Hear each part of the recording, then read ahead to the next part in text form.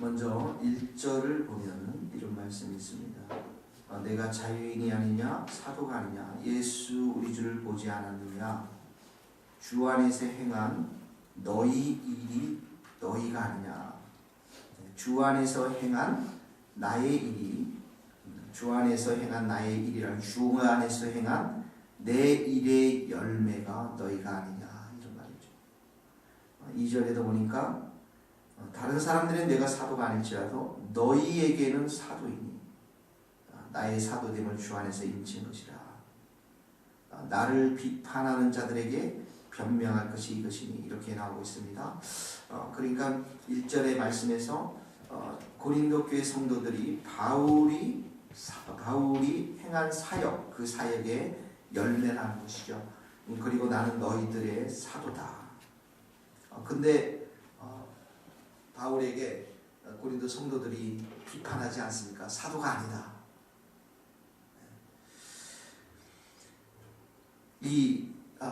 그럼에도 불구하고 이들을 끊임없이 편지를 써가면서 설득하고 권면하는 이 사도 바울의 모습을 우리는 보면서 진정한 그 사역의 열매는 사람이라는 것을 우리는 깨닫게 되어집니다. 주 안에서 행한 나의 일이 너희가 아니냐. 주 안에서 행한 내 일의 열매가 여러분이 아닙니까? 그러니까 우리가 조금 잘못 생각할 수 있는 게 우리가 행한 사역들 또 일들이 마치 교회를 크게 건물을 짓거나 어떤 그 행적이 아니라 공적이 아니라 참된 공적, 참된 열매는 우리의 사역을 통해서 사람들이 바뀌는 걸 말하는 거예요. 사람들이 변화되어지는 거예요. 그러니까 이 교회가 바르게 세워져 간다.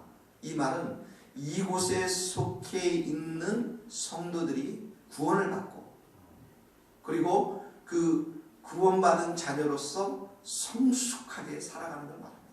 이게 성숙하다는 게 뭡니까? 우리 안에 겸손한 마음이죠. 순종의 마음이죠. 우리 안에 성령의 9가지 열매가 맺혀지는 걸 말하죠. 우리의 삶을, 우리의 입술을 통해서, 생각을 통해서, 행위를 통해서 하나님이 기뻐하시는 제자로 성숙해 가는 것을 말하는 것입니다.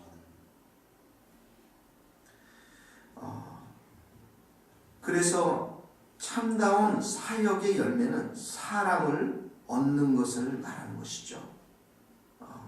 그래서 하나님이 정말 기뻐하시는 일은 주님을 알지 못하는 자들이 예수님을 알아가는 것, 구원받는 것, 그리고 구원받은 그 백성들이 점점 자라나는 것을 말합니다. 그런데 항상 모든 사람들이 다 성숙한 제자는 아니었던 것 같아요. 예수님께도 12명의 제자 중에서 가룟 유다가 나왔고요. 지금 바울에게도 보면 이 고린도 교회 성도들이 많이 바울의 마음을 아프게 했을 뿐만 아니라 다른 곳에도 보면 디모데 전후서에서 보면 여러 사람들이 바울을 떠나서 대만은 세상을 향해서 나아가고 세상을 사랑해서 떠나가는 그런 장면들을 보게 되어집니다. 그러함에도 불구하고 우리 사역의 이 교회의 가장 중요한 초점은 뭐냐면 사람이 살아나는 것입니다. 영혼이 살아나는 것이죠. 이것이 참다운 열매라는 것입니다. 마태복음 7장을 한번 봅시다. 여러분 고린도전서 9장을 손으로 딱 끼고서 마태복음 7장을 한번 찾아보겠습니다.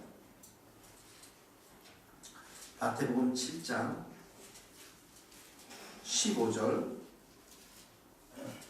마태복음 7장 15절 말씀 15절에서 21절 말씀 같이 한번 읽겠습니다. 시작.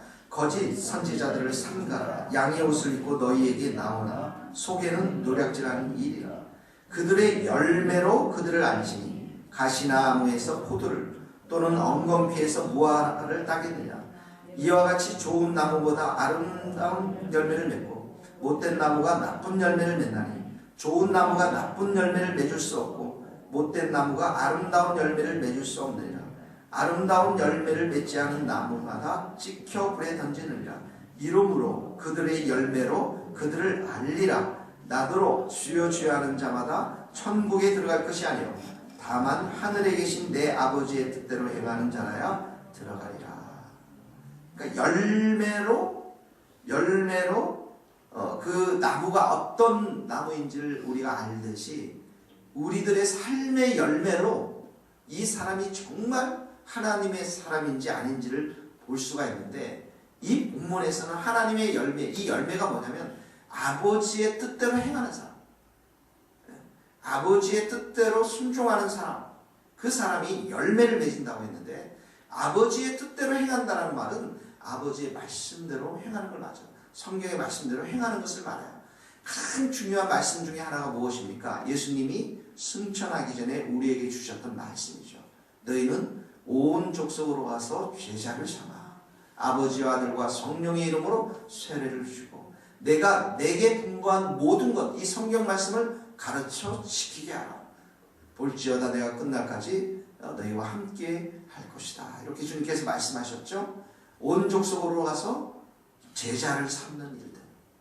그래서 아버지가 우리에게 주신 그 말씀대로 순종하는 사람들을 많이 삶의 열매 가운데 맺는 사람들, 이 사람들이 바로 참다운 열매를 맺는 사람들이라는 것입니다. 그러므로 오늘 우리 가운데 이 말씀을 적용할 것은 우리가 만나는 사람들에게 예수 그리스도의 복음을 전해야 될 줄로 믿습니다. 우리 교회는 정말 복음을 전해야 돼요.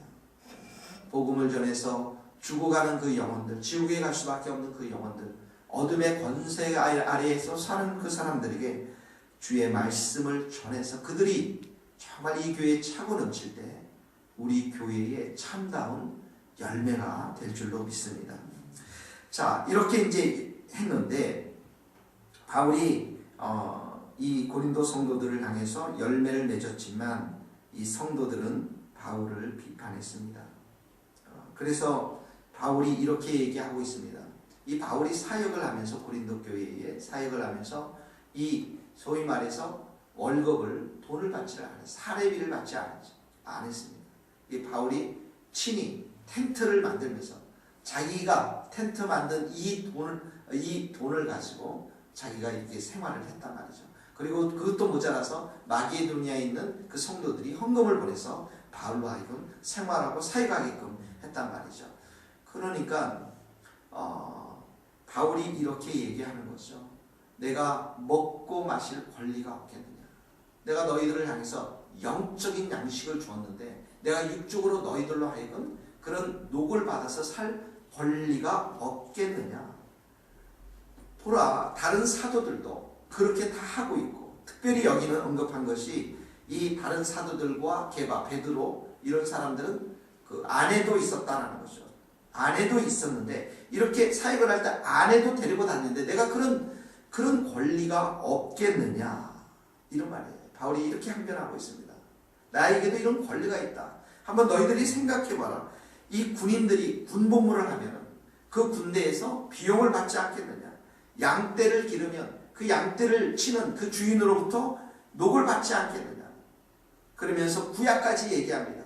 모세의 율법에 따르면 곡식을 이렇게 밟아서 떠는 소에게 망을 씌우지 말라 했는데 그 망을 씌우지 말라라고 하는 것은 소들을 염려한 것이 아니라 이 밭가는 사람들, 소위 말해서 종으로 머슴으로 일했던 사람들이 주인으로부터 그 녹을 받는 것, 그 돈을 받는 것, 대가를 받는 그것이 당연한 것이 아니라 그는 소망을 가지고 일을 하는 것이 아니느냐 이러면서 바울도 내가 너희들에게 그런 권리를 가질 충분한 이유를 가지고 있다 이렇게 말하고 있는 거예요. 11절 말씀 한번 읽겠습니다. 11절 12절 말씀 시작. 우리가 너희에게 신령한 것을 뿌렸음즉 너희의 육적인 것을 거두기로 과하다 하겠느냐.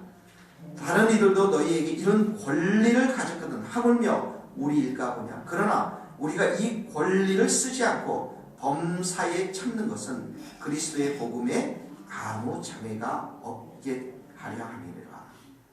내가 영적인 씨앗을 뿌렸는데 육적인 것보다 훨씬 귀한 천국 복음에 영적인 씨앗을 뿌렸는데 육적으로 먹고 마시는 거 너희들로부터 이렇게 내가 도움을 받는 거 이런 권리가 없겠느냐.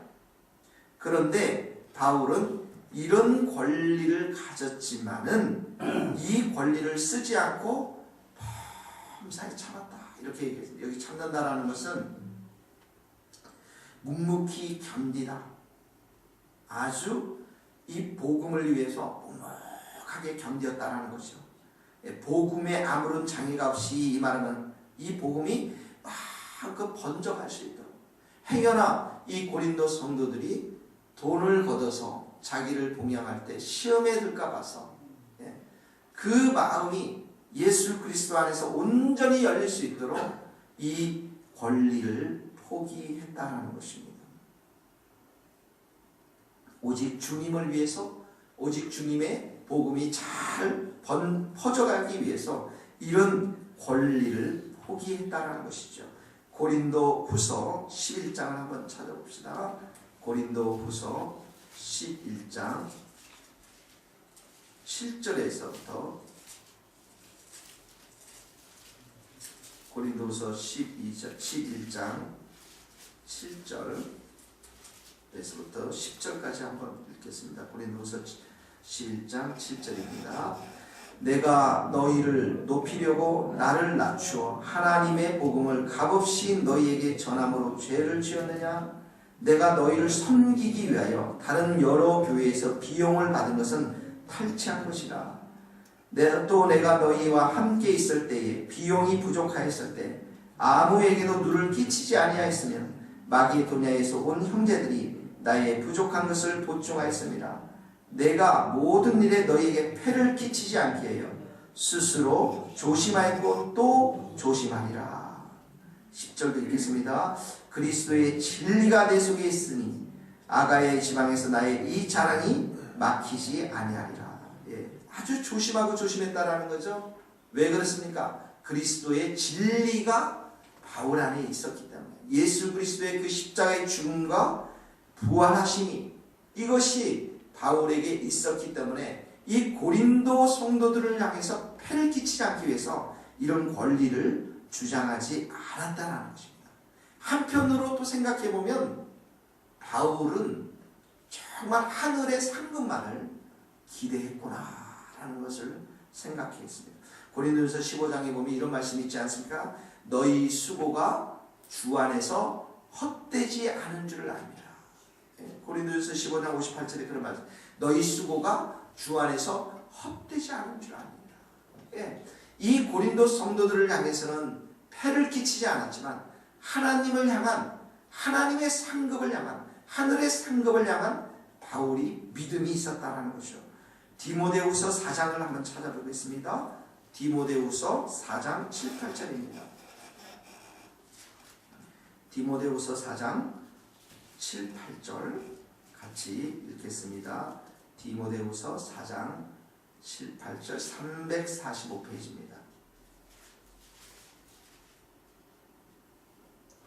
읽겠습니다. 디모데후서 4장 7절 8절 나는 선한 싸움을 싸우고 나의 달려갈 길을 마치고 믿음을 지켰으니 이제후로는 나를 위하여 의의 면류관이 예비되었으므로 주 곧 의로우신 재판장이 그날에 내게 주실 것이며 내게만 아니라 주의 나타나심을 사모하는 모든 자에게 이르리라. 뭐가 예비됐다고요? 의의 면류관이 예비되었다. 상급을 바라보는 거죠. 고린도전서 3장도 한번 찾아봅시다. 고린도전서 3장 6절에서 8절입니다.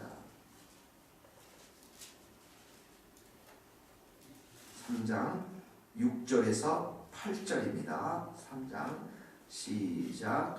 나는 심었고 아볼로는 물을 주었으되 오직 하나님께서 자라나게 하셨나니 그런즉 심는 이나 물 주는 이는 아무것도 아니로되 오직 자라게 하시는 이는 하나님뿐이니라.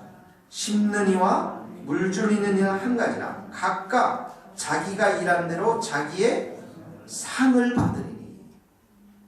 뭘 받는다고요? 상을 받는다는 것입니다.